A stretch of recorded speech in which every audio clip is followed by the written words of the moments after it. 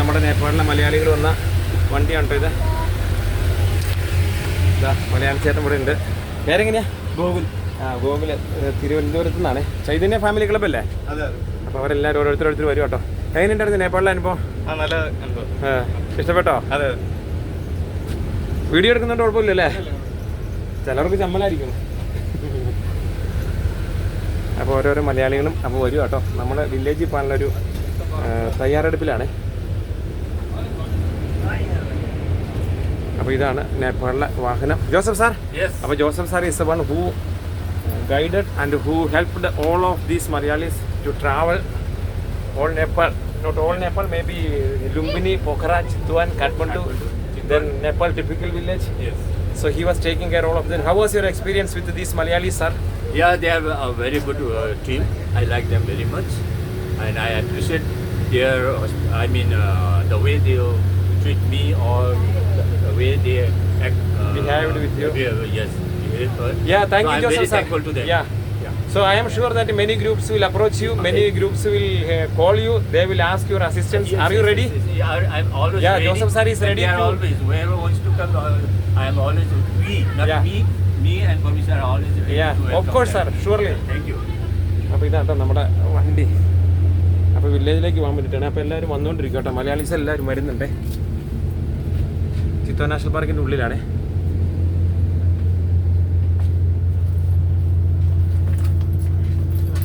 അപ്പോൾ അതാ വേറൊരു മലയാളി ചേട്ടനും കൂടെ വന്നു. പേരെന്നാ? അർജുൻ. വീട് കാഞ്ഞിരംകുളമാണോ? കാഞ്ഞിരംകുളമല്ല, കോളത്തിനകത്ത്. ഓക്കെ. എങ്ങനെയുണ്ടായിരുന്നു നേപ്പാൾ അനുഭവം? ചൂടിച്ചിരി കൂടുതല. ബാക്കി കുഴപ്പമില്ല. വണ്ടിയൊക്കെ എങ്ങനെയുണ്ടായിരുന്നു? വണ്ടി നല്ല കംഫർട്ടാണ്. ഇത്രയും ചിത്തോനിൽ ചൂട് കൂടുതലല്ലെങ്കിലും അതെ. ഈ കൊല്ലം തണുപ്പ് തുടങ്ങേണ്ട സമയം കഴിഞ്ഞു ശരിക്കും ഇവിടെ. പക്ഷെ കാലാവസ്ഥ ടോട്ടലി ചേഞ്ചാ. കാഠ്മണ്ഡു തണുപ്പായിരുന്നു അല്ലേ? ചന്ദ്രഗിരി ഒക്കെ പോയി അല്ലേ? നേപ്പാളിലെ ഓരോ ജില്ലയിലും ഓരോ കാലാവസ്ഥയാണ്. നമ്മുടെ വേറൊരു ചേട്ടനുണ്ട്. പേരെങ്ങനെയാട്ടാ? അനക്. എങ്ങനെയുണ്ടായിരുന്നു നേപ്പാള്? എല്ലാ മലയാളീസും കയറുന്നുണ്ട്. ഇവരൊരു ഫാമിലി ക്ലബ്ബാണ്. ഇവരുടെ ഓരോരുത്തരുടെ അനുഭവമൊക്കെ വില്ലേജിൽ പോയിട്ട് നാളെ ഇവർ തിരിച്ചു പോവുക നാട്ടിലേക്ക്. അയോധ്യ വഴി ഇവർ വന്ന് വീഡിയോ എടുക്കുന്നതിന് കുഴപ്പമില്ലല്ലേ? ചമ്മലുണ്ട് പറയാൻ. അപ്പം നമ്മുടെ വേറൊരു ചേട്ടനുണ്ട്. പേരെങ്ങനെയാട്ടാ? അതുൽ. ഓക്കെ. നേപ്പാൾ ഇഷ്ടപ്പെട്ടോ? ഇഷ്ടപ്പെട്ടു. യാത്രയൊക്കെ എങ്ങനെ ഉണ്ടായിരുന്നു?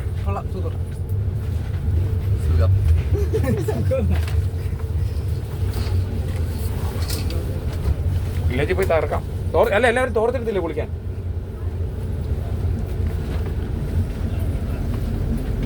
മലയാളീസ് എല്ലാവരും വന്നുകൊണ്ടിരിക്കുകയാണേ. ഇതാണ് നമ്മുടെ ഇങ്ങോട്ടൊരു നമ്മുടെ വീട്ടിൽ വന്നിട്ട് ഇതെല്ലാം സെറ്റ് ചെയ്ത്. എങ്ങനെയുണ്ടായിരുന്നു നേപ്പാൾ യാത്ര? വളരെ സന്തോഷകരമാണ്. വണ്ടി എങ്ങനെയുണ്ട്? ഒരു വണ്ടി നല്ലൊരു ഡ്രൈവറും കിട്ടിയാൽ തന്നെ ഉണ്ടല്ലോ അപ്പോൾ ഒരു യാത്ര ഓക്കെ. ഇത് നമ്മുടെ എങ്ങനെയുണ്ട് നേപ്പാൾ യാത്ര? അതെ, ചിത്താനിൽ ചൂട് കൂടുതലാണ്. ഓക്കെ അല്ലേ? വണ്ടി ഓക്കെ അല്ലേ?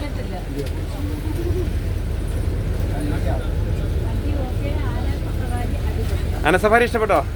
നാളെ ജീപ്പ് സഫാരിയിൽ നമ്മൾ ഇത്തിരി നേരത്തെ പോണേ, രാവിലെ പോകണം. ഇതിപ്പോൾ എന്നറിയോ, ഒരു 9-10 മണി കഴിയുമ്പോൾ ഈ മുതലകളും മറ്റു മൃഗങ്ങളെല്ലാം വെള്ളത്തിലേക്ക് ഇറങ്ങും. മുതലേ കണ്ടു അല്ലേ? ശരിക്കും ചൂടത്തുനിന്ന് ഈ മൃഗങ്ങളെല്ലാം ഓടി വെള്ളത്തിലേക്ക് ഇറങ്ങും, അല്ലെങ്കിൽ തണലത്ത് പോയി നിൽക്കും. വിൻ്ററിൽ എപ്പോൾ പോയാലും ഉണ്ടല്ലോ നല്ല രസം, മൊത്തം മൃഗങ്ങളായിരിക്കും. എങ്ങനെയുണ്ട് നേപ്പാള്? ആണോ? ഇഷ്ടപ്പെട്ടോ? ഇന്ന് വെള്ളത്തിൽ പോയി അവിടെ പുഴയിൽ പോയി കുളിക്കാം. അപ്പോൾ ശരിയോ? എങ്ങനെയുണ്ട് നേപ്പാൾ യാത്ര?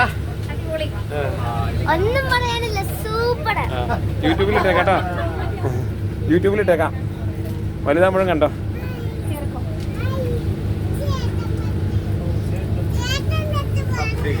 എങ്ങനെയുണ്ട്? സബ് ടീക്ക് ബടിയ.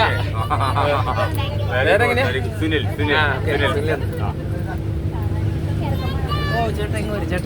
നേപ്പാൾ യാത്ര ഓക്കെ അല്ലേ? സൂപ്പർ. 2 വയസ്സായാലും കൊച്ചിന്റെ. വലുതാകുമ്പോൾ ഈ വീഡിയോ കാണിച്ചു കൊടുത്തേ കേട്ടോ. വലുതാകുമ്പോൾ ഈ വീഡിയോ കണ്ടോട്ടോ. നേപ്പാളിൽ ഇത്രയും ചെറുപ്പത്തിൽ വന്നത്. എങ്ങനെയുണ്ട് നേപ്പാൾ യാത്ര?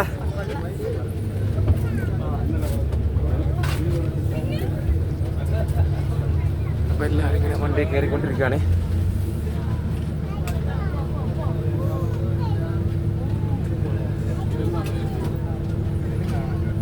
37 പേരാട്ടെ വരും. ഒരു 2 വയസ്സായ ഒരു കൊച്ചുണ്ട്. എ സി ഓക്കെ അല്ലേ? ഇച്ചിരി കഴിഞ്ഞ് ശരിയാവുമായിരിക്കും അല്ലേ? വണ്ടി ചൂടായി കിടക്കുമല്ലായിരുന്നു? ആ അതെ. വഴിയിലൊക്കെ യാത്രയിൽ ഓക്കെ അല്ലായിരുന്നോ? ഈ നേപ്പാളിലെ 3ആയിട്ട് തിരിച്ചേക്കുക. തെറായി, പഹാഡ്, ഹിമാൽ. അപ്പോൾ നമ്മൾ പോകുന്നിടത്ത് ഇച്ചിരി കൂളായിരിക്കും. ഇവിടെ പ്ലെയിൻ ഏരിയ അല്ലേ, അതുകൊണ്ട് ഇവിടെ ചൂട് കൂടുതലാണ്. കാഠ്മണ്ഡുവിൽ തണുപ്പല്ലേ, കുറച്ചിലൂടെ വ്യത്യാസമില്ലേ? ഇച്ചിരിയുടെ തണുപ്പ്. അന്നേരം തന്നെ കുഴപ്പമെന്ന് വെച്ചാൽ വിൻ്റർ ആയി കഴിയുമ്പോൾ കാഠ്മണ്ഡുവിൽ മുടിഞ്ഞ് തണുപ്പായിരിക്കും. ഇവിടെ ഇച്ചിരിയുടെ സുഖമായിരിക്കും. ചിത്തോലിലുണ്ടാവില്ല, കാഠ്മണ്ഡുവിലുണ്ടാവും. ചന്ദ്രഗിരി പോയില്ലേ നിങ്ങൾ, കേബിൾ കാർ? അവിടെയൊക്കെ സ്നോഫാൾ ഉണ്ടാവും. പിന്നെ മുക്തിനാഥ് സ്നോഫാൾ ഉണ്ടാവും. Annapurna base camp, Everest base camp. ഏതാ വരേണ്ട സമയം? ശരിക്കും സെപ്റ്റംബർ പകുതി മുതലാണ്. പക്ഷെ ഈ കൊല്ലം കാലാവസ്ഥ ഇങ്ങനെയായിപ്പോയി. ഓക്കെ അല്ലേ? എല്ലാവരും കയറിയോ?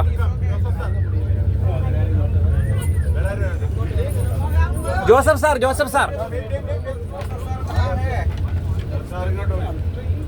നിങ്ങളാരെങ്കിലും വരാണ്ടെന്ന് അന്വേഷിച്ച് പോയതായിരിക്കും. അപ്പോൾ ഇതാട്ടോ നമ്മുടെ യാത്രക്കാര്. എങ്ങനെയുണ്ടായിരുന്നു നേപ്പാള്? നല്ല എക്സ്പീരിയൻസ് ആയിരുന്നു. കൊള്ളാം. നമുക്ക് പിന്നെ കാലാവസ്ഥ ഇത്തിരി ഇപ്പോൾ ചൂടാണ്, അതിൻ്റെ ഒരു ബുദ്ധിമുട്ടുണ്ട്. ബാക്കി നമ്മൾ സ്ഥലങ്ങളെല്ലാം വളരെ മനോഹരമാണ്. നമ്മൾ പല സ്ഥലങ്ങൾ കണ്ടു. ലുംബിനി, ചിത്വാനിലാണ് പോകുന്നത്. പിന്നെ നമ്മുടെ ഹിമാലയത്തിൽ പോകാൻ വേണ്ടിയിട്ട് പിന്നെ നമ്മുടെ നേപ്പാളിൻ്റെ എയർപോർട്ടിൻ്റെ പേരുന്ന കാഠ്മണ്ഡുവിലെ എയർപോർട്ടിൻ്റെ പേരുന്ന ത്രിഭുവൻ ഡൊമസ്റ്റിക് എയർപോർട്ടിൽ നമ്മൾ പിന്നെ എവറസ്റ്റ് കാണാൻ വേണ്ടി യാത്ര ചെയ്തു. ഇന്ന് പിന്നെ ആന സവാരി, ലേക്കിംഗ്, ഇനി ട്രക്കിംഗ് ഉണ്ട്, ജീപ്പ് സവാരി ബാക്കിയുണ്ട്. ഇപ്പോൾ നമ്മൾ ഗ്രാമത്തിലേക്കാണ് പോകുന്നത്. അത് നല്ലൊരു എക്സ്പീരിയൻസ് ആയിരിക്കും എന്ന് കരുതുന്നു. മാഡം ഉണ്ട് കൂടെ. എങ്ങനെയുണ്ട് നേപ്പാൾ യാത്ര? ഇതാട്ടോ നമ്മുടെ കൂടെ യാത്ര ചെയ്തെല്ലാം മലയാളീസും. എങ്ങനെയുണ്ട് നേപ്പാൾ യാത്ര? നേപ്പാൾ യാത്ര ഒരു പ്രത്യേക ഒരു അനുഭവമാണ്. പിന്നെ ഏറ്റവും സുഖമായിട്ട് തോന്നുന്നത് ചന്ദ്രഗിരി, നമ്മുടെ കേബിൾ കാർ യാത്ര.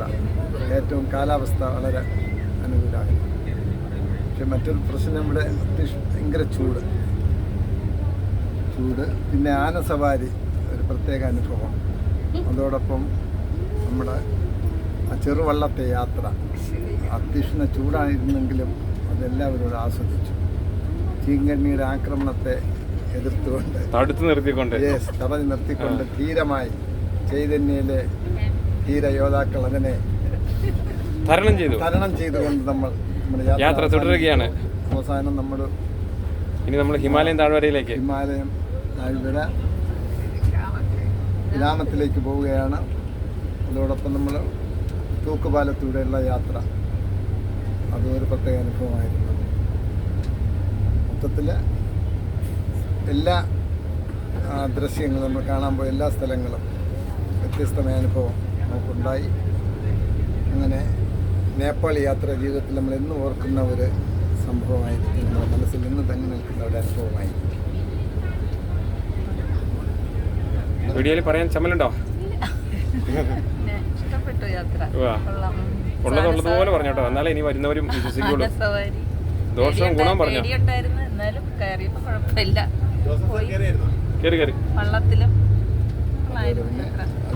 പൊതുവെ നല്ലതായിരുന്നു. പക്ഷേ ഹിമാലയത്തില് യാത്ര മാത്രം പോകാൻ പറ്റില്ല. ഫ്ലൈറ്റ് മോളിൽ കയറി കാണാൻ പറ്റില്ല അല്ലേ? നേപ്പാൾ എല്ലാവരും കണ്ടിരിക്കേണ്ട ഒരു സ്ഥലമാണ്. പ്രധാനപ്പെട്ട എല്ലാ നേപ്പാളിൻ്റെ ഭാഗങ്ങളും ഏറ്റവും നീറ്റായിട്ട് സൂക്ഷിച്ചിട്ടുണ്ട്. സ്ട്രീറ്റുകളും പ്രത്യേകിച്ച് കടകളും മറ്റ് സ്ഥാപനങ്ങളും ഒക്കെ വളരെ നീറ്റാണ്, ഒരു സ്ഥലം ഒഴിച്ചു. ബാക്കി മോശം എവിടെയായിരുന്നു? പശുപതിനാഥ ഭിക്ഷക്കാരും മറ്റേ പശുപതിനാഥ് മറ്റേ ബാബാജിമാരുള്ളത്. മറ്റേ ശവം തേപ്പിക്കുന്നിടത്ത്.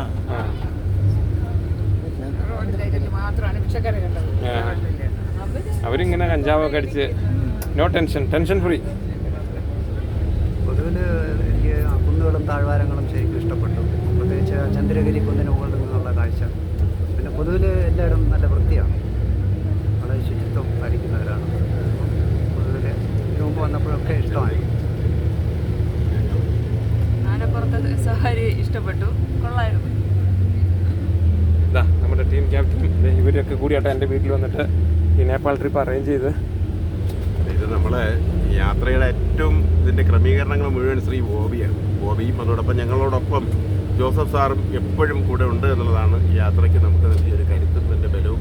നമുക്ക് കാര്യങ്ങളെല്ലാം ഭംഗിയായി നടന്നു വന്നതും അതുകൊണ്ട് മാത്രമാണ്. പിന്നെ നേപ്പാൾ ഇതിന് മുമ്പ് നമ്മൾ സന്ദർശിച്ചിട്ടുണ്ടെങ്കിലും ഇത്രയും വലിയൊരു ഗ്രൂപ്പ് ഒന്നിച്ച് ഞങ്ങൾ കുടുംബങ്ങൾ മാത്രമായിട്ടുണ്ട് യാത്ര. അതിന് ശരിക്ക് ബോബിയിലുള്ള ഒരു വിശ്വാസവും പിന്നെ ആ പ്രേരണയും ഒക്കെ ആ ഉപദേശങ്ങളുമാണ് നമുക്കിതിനുള്ള എല്ലാ സൗകര്യങ്ങളും കരുത്തും നൽകിയത്. എല്ലാ ക്രമീകരണങ്ങളും ഭംഗിയായി ചെയ്തിരുന്നു. ഇതുവരെ വളരെ ഭംഗിയായി തന്നെ എല്ലാവരും ഇപ്പോൾ ആനസവാരിയും കനോയിങ് അടക്കമുള്ള എല്ലാം നന്നായി നിർവഹിച്ചു. ഇനിയിപ്പോൾ നമ്മൾ വില്ലേജിലേക്ക് പോവുകയാണ്. ബാക്കി കാര്യങ്ങളൊക്കെ പിന്നെ നോക്കാം. അതെ, കൊള്ളായിരുന്നു യാത്ര. ഉള്ളതുപോലെ പറഞ്ഞോട്ടോ, എന്നെ ഒന്നും പൊക്കി പറയണ്ട. ഇനി വരുന്നവരെ യാത്ര കൊള്ളായിരുന്നു. ചൂട് കൂടുതല. ചിറ്റാനിലെ ചൂട് കൂടില്ല. ഇതാ ഏറ്റവും ഇളയൊരു കൊച്ചാട്ടോ. വലുതാകുമ്പോൾ വീഡിയോ കാണിച്ചു കൊടുത്തേ കേട്ടോ. കൊച്ച് വയസ്സായി കല്യാണം കഴിയുമ്പോൾ ഇതിന് കാണിച്ചു കൊടുത്തേ. ഞാൻ പണ്ട് നേപ്പാൾ പോയത്. ഇതാ എങ്ങനെയുണ്ടായിരുന്നു യാത്ര? ചമ്മലൊന്നും ഇല്ലല്ലേ വീഡിയോയിൽ വരുന്നതിന്? ഇഷ്ടപ്പെട്ടു? നല്ല യാത്രയായിരുന്നു. പറഞ്ഞ യൂട്യൂബിൽ കിടന്നോളും. ആനസവാരി പിന്നെ ഒക്കെ നല്ല യാത്രയായിരുന്നു. വനത്തിലൂടെയുള്ള ആനയുടെ പുറത്തിരുന്നുള്ള ആദ്യത്തെ ഒരു എക്സ്പീരിയൻസ് ആണ്. നന്നായിരുന്നു. നമ്മുടെ മാഡം ഉണ്ട്. എങ്ങനെയുണ്ടായിരുന്നു നേപ്പാൾ യാത്ര? ഉള്ളതുപോലെ പറഞ്ഞോട്ടോ. നല്ല യാത്രയായിരുന്നു. നല്ല യാത്രയായിരുന്നു.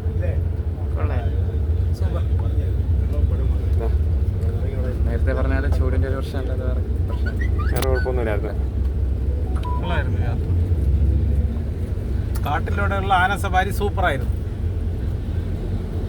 നല്ല യാത്രയായിരുന്നു. പറഞ്ഞോ.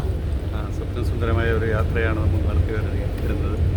അതിനുവേണ്ടി പ്രയത്നിച്ച പോലീസിന് എല്ലാവിധ നന്ദിയും കടപ്പാടും അറിയിക്കുകയാണ്. അതോടൊപ്പം ഇനി ഇതുപോലെയുള്ള വ്യത്യസ്ത കലർന്ന യാത്രകൾ പ്ലാൻ ചെയ്യാൻ നല്ല വിന്ററിൽ പോരെ, ഐസ് വീഴുന്ന സമയത്ത്. അതെ. എങ്ങനെയുണ്ടായിരുന്നു യാത്ര?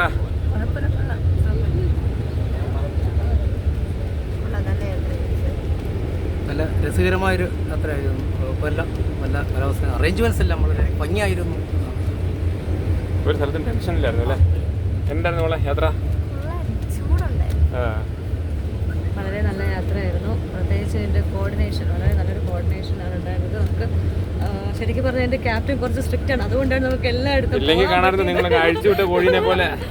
അതെ, പക്ഷെ അത് അന്നേരം നമുക്ക് ഫീൽ ചെയ്യും. പക്ഷേ ഒത്തിരി സ്ഥലങ്ങൾ കവർ ചെയ്യാൻ പറ്റി. വളരെ നല്ലൊരു ഇൻട്രസ്റ്റിംഗ് ആയിരുന്നു. ഇത് നമ്മുടെ മജീഷ്യനാണ്, ചൈതന്യ ടിവിയുടെ മാനേജിങ് ഡയറക്ടർ ശ്രീകണ്ഠൻ നായരിൻ്റെ അടുത്തയാളാണ്. ഞാൻ എൻ്റെ ജീവിതത്തിലെ ആദ്യമായിട്ടാണ് നേപ്പാൾ വരുന്നത്. അവിസ്മരണീയം എന്ന് തന്നെ പറയണം. നമ്മൾ പോയ സ്ഥലങ്ങളെല്ലാം ഒരിക്കലും നമ്മുടെ ജീവിതത്തിൽ മറക്കാൻ പറ്റാത്ത അനുഭവങ്ങളാണ് നമുക്ക് തന്നത്.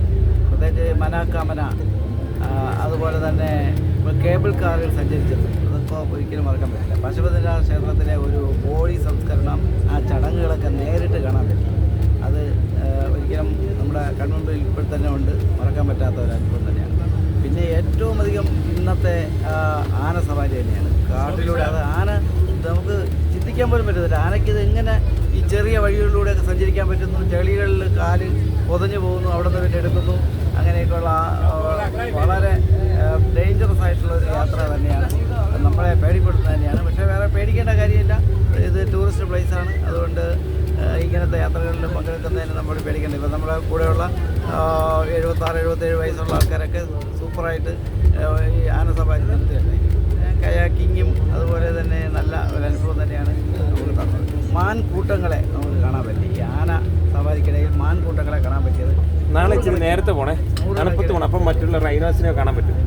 നൂറുകണക്കിന് മാൻകൂട്ടങ്ങൾ ഇങ്ങനെ കൂട്ടമായിട്ട് നിൽക്കുന്നത് കണ്ടത് വേറൊരു അനുഭവം തന്നെയാണ്. എല്ലാം പൊതുവെ നല്ല അനുഭവമാണ് എനിക്ക് പറയാനുള്ളത്. proud. ഒരു വട്ടം കൂടി നേപ്പാളിൻ മണ്ണിൽ സഞ്ചരിച്ചിടുവാൻ മോഹം. ഒരു വട്ടം കൂടിയ മൗണ്ടൻ ഫ്ലൈറ്റിൽ യാത്ര ചെയ്തിടുവാൻ മോഹം. ഒരു വട്ടം കൂടിയ കേബിൾ കാറിൽ പാറി നടക്കുവാൻ മോഹം. ചേച്ചി സമ്മതിച്ചാലിങ്ങു പോലെ ചേച്ചിയെ പൊക്കിയാ നമ്മുടെ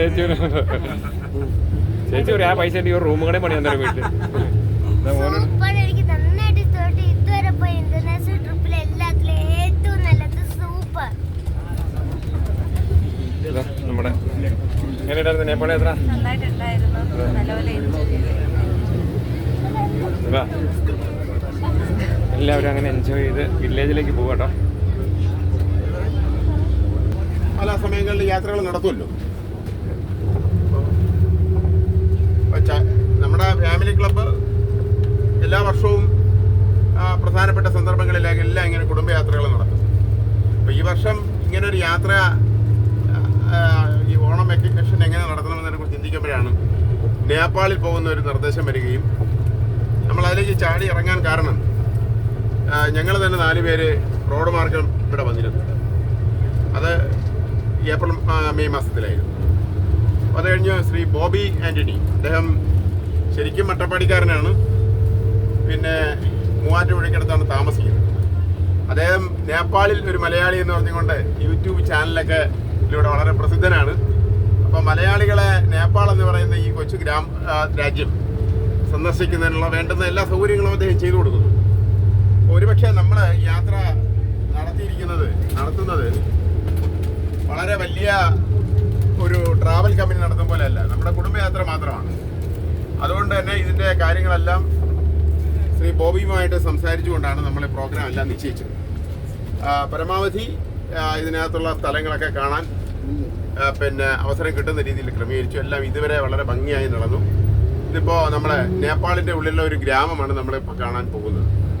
അപ്പോൾ ഈ ഒരു രാജ്യത്ത് വന്ന് വെറും ഒരു ടൂറിസ്റ്റുകളായി പോകുക മാത്രമല്ല, അവിടുത്തെ പിന്നെ ഗ്രാമീണരെ സന്ദർശിക്കുകയും അവരുടെ തന്നെ ഭക്ഷണം കഴിക്കുകയൊക്കെ ചെയ്തുകൊണ്ടാണ് പോകുന്നത്. എന്തായാലും നമുക്ക് ഏറ്റവും അധികം നന്ദിയുള്ളത് ശ്രീ ബോബിയോടാണ്. ഈ പ്രോഗ്രാം മുഴുവൻ ഇങ്ങനെ നമുക്ക് ചാർട്ട് ചെയ്ത് തന്നത്, ഇവിടുത്തെ നമുക്കുള്ള താമസ സൗകര്യങ്ങൾ, നമ്മൾ വന്ന് ഇറങ്ങുന്നത് ഫ്ലൈറ്റിൽ വന്ന അയോധ്യയിൽ ഇറങ്ങിയത് മുതൽ തിരിച്ചിനി അയോധ്യയിൽ നിന്ന് ഫ്ലൈറ്റിൽ പോകുന്നവരെയുള്ള എല്ലാ വാഹനങ്ങളും, താമസ സൗകര്യങ്ങളും, ഭക്ഷണ ക്രമീകരണങ്ങളും എല്ലാം. കാരണം ഇവിടുത്തെ എല്ലാ ഹോട്ടലുകളിലും എല്ലാ പിന്നെ റെസിഡൻസി ഹോട്ടലുകളിലും തന്നെ ഭക്ഷണ സൗകര്യം ഉള്ളതല്ല.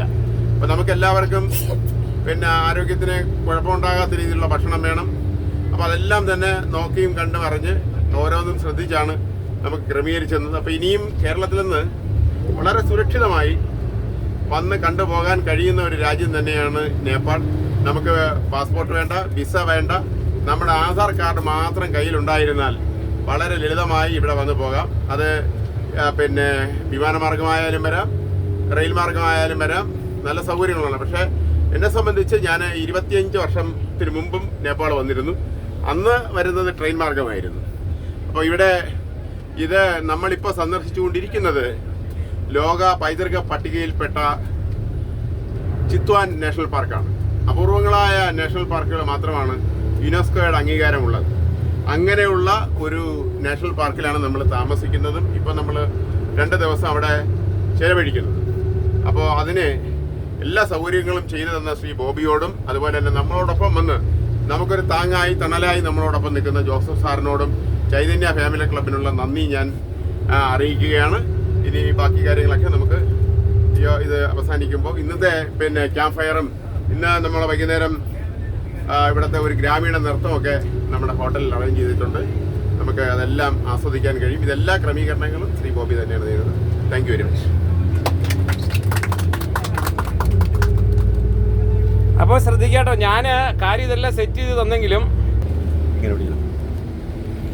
ഞാൻ നിങ്ങൾക്ക് ഇതെല്ലാം സെറ്റ് ചെയ്ത് തന്നെങ്കിലും ഞാനൊരു ടൂർ ഓപ്പറേറ്ററോ അല്ലെങ്കിൽ ഒരു കമ്മീഷൻ ഏജൻറ്റോ അല്ലെങ്കിൽ നിങ്ങളെല്ലാം നേപ്പാളിൽ പോരെ എന്ന് പറഞ്ഞ് ചെയ്യുന്ന ഒരാളല്ല കേട്ടോ. നിങ്ങൾ ഇനി ഇവിടുന്ന് പോയി കഴിഞ്ഞാലും നിങ്ങൾക്ക് നേപ്പാളിൽ വരണമെന്നുണ്ടെങ്കിൽ നിങ്ങൾ നിങ്ങളുടേതായ റൂട്ടിൽ പോവുക. എൻ്റെ സഹായം ആവശ്യമുണ്ടെങ്കിൽ മാത്രം വിളിക്കുക. ഒരുപക്ഷെ നിങ്ങൾ ചിലപ്പോൾ ചിന്തിക്കും, കാരണം ഞാനൊരു ടൂർ ഓപ്പറേറ്റർ ആണോ അല്ലെങ്കിൽ ഹോട്ടൽ അറേഞ്ച് ചെയ്ത് കൊടുത്തൊരു കമ്മീഷൻ ഏജന്റ് ആണോ എന്നൊക്കെ ചിലപ്പോൾ നിങ്ങൾ ചിന്തിക്കും. അങ്ങനെ ഒരിക്കലും ഇനി ചിന്തിച്ചാലും എനിക്ക് കുഴപ്പമില്ല. പക്ഷേ ഇനി ഭാവിയിൽ എന്നെ ഒരു ടൂർ ഓപ്പറേറ്ററോ അല്ലെങ്കിൽ ഒരു ട്രാവൽ ഏജൻസി ആയിട്ട് നിങ്ങൾ കണക്ക് കൂട്ടരുത്. ഒരു ഫ്രണ്ടായിട്ട് തന്നെ കണക്ക് കൂട്ടുക. ആവശ്യമുണ്ടെങ്കിൽ വിളിച്ചാൽ മതി. ഇനി വിളിച്ചില്ലെങ്കിലും കുഴപ്പമില്ല. വരുമ്പോൾ എൻ്റെ വീട്ടിൽ വരിക. നാളെ എൻ്റെ വീട്ടിൽ ഞാൻ നിങ്ങളെ കൊണ്ടുപോകാം. ഞാൻ ഈ നേപ്പാളിൽ തന്നെ ഉണ്ടാവും. I will be here till I die. I don't want to leave Nepal. അപ്പോൾ നമുക്ക് ഇത്ര നല്ലൊരു രാജ്യം നമുക്ക് നേപ്പാളിൽ, ഞാൻ എൻ്റെ അനുഭവം കൊണ്ട് ഞാൻ കുറേ രാജ്യമൊക്കെ പോയായിരുന്നു. പക്ഷേ എൻ്റെ അനുഭവത്തിൽ നേപ്പാൾ തന്നെ എനിക്ക് നല്ലത് ഇഷ്ടപ്പെട്ടെ. അതുകൊണ്ട് ഞാനിവിടെ ഉണ്ടാവും. അപ്പോൾ നിങ്ങളൊക്കെ എന്തെങ്കിലും വരണമെന്ന് തോന്നുമ്പോൾ എന്നെ വിളിച്ചാൽ മതി. ഞാനിവിടെ തന്നെ ഉണ്ടാവും. എൻ്റെ നമ്പർ ഞാൻ കൊടുത്തിട്ടുണ്ട്. അപ്പോൾ ശിവകുമാർ സാറും പിന്നെ വേറെ 2 നേരം എൻ്റെ വീട്ടിൽ വന്നായിരുന്നു. എനിക്ക് നാട്ടിൽ അതെ പേരെങ്ങനെയാ? അനിൽകുമാർ സാറ്, പിന്നെ വേറെ 2 പേരും. അപ്പൊ അന്ന് വന്നു കഴിഞ്ഞപ്പോ നിങ്ങൾക്ക് അറിയാം, എനിക്കൊരു ചെറിയ വീടും 2 ഭാര്യ 2 മക്കളും ഒരേ ഒരു ഭാര്യ. അപ്പൊ ഞാനൊരു 39 വയസ്സായപ്പോഴാണ് കല്യാണം കഴിച്ചത്. അപ്പൊ എനിക്ക് ഒരേ ഒരു ഭാര്യ 2 മക്കളും ഉള്ളൂ. അപ്പോ ഞാൻ പറഞ്ഞ പോലെ എല്ലാവരും ആവശ്യം ഉണ്ടെങ്കിൽ വിളിക്കുക. നേപ്പാളിൽ എന്തെങ്കിലും ആവശ്യം ഉണ്ടെങ്കിൽ വിളിക്കുക. I will be available 24/7.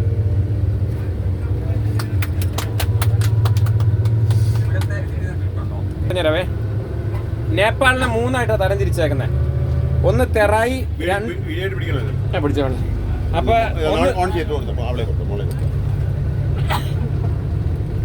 അപ്പൊ ഒന്ന് തെറായി, 2 പഹാഡ്, 3 ഹിമാലയം. ഈ തെറായിലാണ് നമ്മൾ ഇന്നലെ രാത്രി കിടന്നത് എന്ന് പറഞ്ഞാൽ പ്ലെയിൻ ഏരിയ. അതുകൊണ്ടാണ് ഇവിടെ ചൂട് കൂടുതൽ, ഏറ്റവും ലോയ. ഇപ്പൊ നമ്മൾ പോയിക്കൊണ്ടിരിക്കുന്നത് പഹാഡ്, പർവ്വത മറ്റേ കുന്നുകള്. പിന്നെ ഹിമാലയം എന്ന് പറയുമ്പോൾ നമുക്കറിയാം അന്നപൂർണ്ണ ബേസ് ക്യാമ്പ്, മറ്റേ Everest base camp, Manang, Mustang ഒക്കെ ഉള്ളത്, മുക്തിനാഥൊക്കെ ഉള്ളത്. അവിടെ എല്ലാം എപ്പോഴും ഐസായിരിക്കും. അവിടെ ജനവാസം കുറവായിരിക്കും. ഷെർപ്പകളാണ് അവിടെ കൂടുതലും ജീവിക്കുള്ളൂ. കാരണം നമ്മളെ പോലുള്ളവർക്കൊന്നും അവിടെ ജീവിക്കാൻ പറ്റില്ല. അങ്ങനെ നേപ്പാൾ 3ആയിട്ട് തരംതിരിച്ചിട്ടുണ്ട്: തെറായി, പഹാഡ്, ഹിമാൽ. മനസ്സിലായില്ലേ? അത്രേ ഉള്ളൂ നേപ്പാളിന്റെ ഈ ഭൂപ്രകൃതി. പിന്നെ ഇവിടുത്തെ റോഡൊക്കെ എപ്പോഴും മോശമായിരിക്കും. അത് ഉടനെ അങ്ങ് നേരെയാവില്ല. ഞാനൊക്കെ വന്ന അന്ന് പോലും ഇങ്ങനെ തന്നെ. കാരണം ഇവർക്ക് ഈ ലാൻഡ് സ്ലൈഡ് എപ്പോഴും ഉണ്ടാവും. ഒരു കൊല്ലം നന്നാക്കും, അടുത്ത കൊല്ലം പോകും, പിന്നെ ഒരു കൊല്ലം നന്നാക്കും. അപകടങ്ങളൊക്കെ ഇഷ്ടം പോലെ സംഭവിക്കും. വെള്ളപ്പൊക്കം, ഭൂകമ്പം, ഇതൊക്കെ ഉണ്ട്. പക്ഷെ ഇവിടുത്തെ ജനങ്ങൾ നല്ല മെന്റലി ഫിസിക്കലി ഹെൽത്താണ്. അതുകൊണ്ട് പിന്നെ അവർക്കൊരു വലിയ വിഷയമുള്ള കേസൊന്നുമില്ല.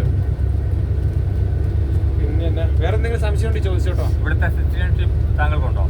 ഇല്ല, എനിക്ക് വേണമെങ്കിൽ ഇപ്പൊ കിട്ടും. പക്ഷെ എനിക്ക് അതിന് ആവശ്യം ഉണ്ടായിട്ട് തോന്നിയില്ല. കാരണം എന്താ വെച്ചാൽ നമുക്ക് വലിയ പ്രയോജനമല്ലോ. ഇവിടെ നേപ്പാളികൾക്ക് പെട്ടെന്ന് ഓസ്ട്രേലിയക്ക് വിസ കിട്ടും. കാരണം ഈ രാജ്യം നോൺ എക്സ്പ്ലോസീവാണ്. എനിക്ക് 3 സ്കൂൾ ഉണ്ടായിരുന്നു ഇവിടെ. അപ്പം 30 മലയാളീസ് ഉണ്ടായിരുന്നു. കോവിഡ് വന്നു കഴിഞ്ഞപ്പോൾ ഞാൻ നിർത്തി. അതിൻ്റെ കുറേ പേര് UK പോയി, കുറേ പേര് കാനഡ പോയി, കുറേ പേര് ജർമ്മനി പോയി. എല്ലാവരും ഇവിടെ നിന്ന് തന്നെ കയറി പോയത്. ഇവിടെ നിന്ന് പെട്ടെന്ന് കയറി പോകാം. കാരണം IELTS ഒക്കെ പഠിച്ച് കിട്ടാൻ എളുപ്പമാണ്. സിറ്റിസൺഷിപ്പിന്റെ ഒരു ആവശ്യമായിട്ട് തോന്നിയില്ല. കാരണം നേപ്പാൾ, ഇന്ത്യ ഒരേപോലെ തന്നെയല്ലേ. അതുകൊണ്ട് പിന്നെ എനിക്കൊരു ആവശ്യമായിട്ട് തോന്നിയില്ല. പിന്നെ ഞാൻ എടുക്കണമില്ല. നമുക്കും എപ്പോഴാണെങ്കിലും അങ്ങനെ ചെയ്യാം. ഇവിടെ ഒരു 15 വർഷത്തിന് മേളിൽ താമസിച്ച് കഴിഞ്ഞാൽ നമുക്ക് അപ്ലൈ ചെയ്യാം. നമുക്ക് അങ്ങനെ താമസിക്കുന്നതിന് തടസ്സമല്ല. വന്ന് താമസിക്കുന്നതിന് ഒരു തടസ്സമില്ല. പിന്നെ ഇവിടെ നിങ്ങൾക്ക് ഡ്രൈവിംഗ് ലൈസൻസ്, ബാങ്ക് അക്കൗണ്ട് ഒക്കെ കിട്ടുന്ന ഇന്ത്യൻ എംബസിയിൽ പേര് രജിസ്റ്റർ ചെയ്തിട്ട് നമുക്കൊരു കാർഡ് കിട്ടും. ആ കാർഡ് 1 വർഷം കഴിഞ്ഞ് നമുക്ക് ഇവിടെ വിസയ്ക്ക് അപ്ലൈ ചെയ്യാം. ഞാൻ ഇവിടുന്ന് ജർമ്മനിയിൽ നിന്ന് സ്വിറ്റ്സർലൻഡിനും ഒക്കെ പോയത്. കാരണം ഇവിടുത്തെ എംബസിയിൽ തിരക്കുണ്ടാവില്ല അപ്പോയിന്റ്മെന്റിന്. നമ്മുടെ ഇവിടെ പോയി കഴിഞ്ഞാൽ ഭയങ്കര പാടല്ലേ ഈ വിസ കിട്ടാൻ. ഇതൊക്കെ ഇവിടെ അങ്ങനെ ഒരു വിഷയം. 1 വർഷം കഴിഞ്ഞാൽ നമുക്ക് വിസയ്ക്ക് അപ്ലൈ ചെയ്യാം.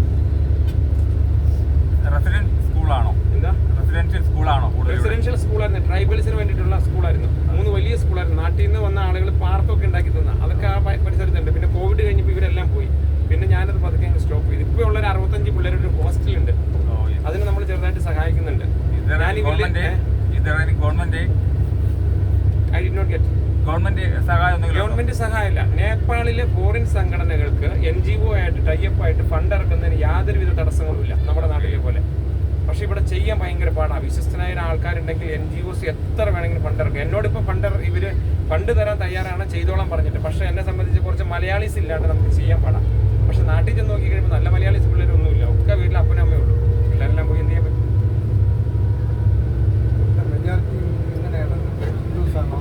ഇവിടെ ഹിന്ദുസാണ് കൂടുതൽ. ക്രിസ്ത്യാനികൾ 0.1% ഉള്ളൂ. മുസ്ലിംസും അത്ര തന്നെ ഉള്ളൂ. ബുദ്ധിസ്റ്റുകളാണ് കൂടുതൽ. ലാമാസ് എന്ന് പറയും.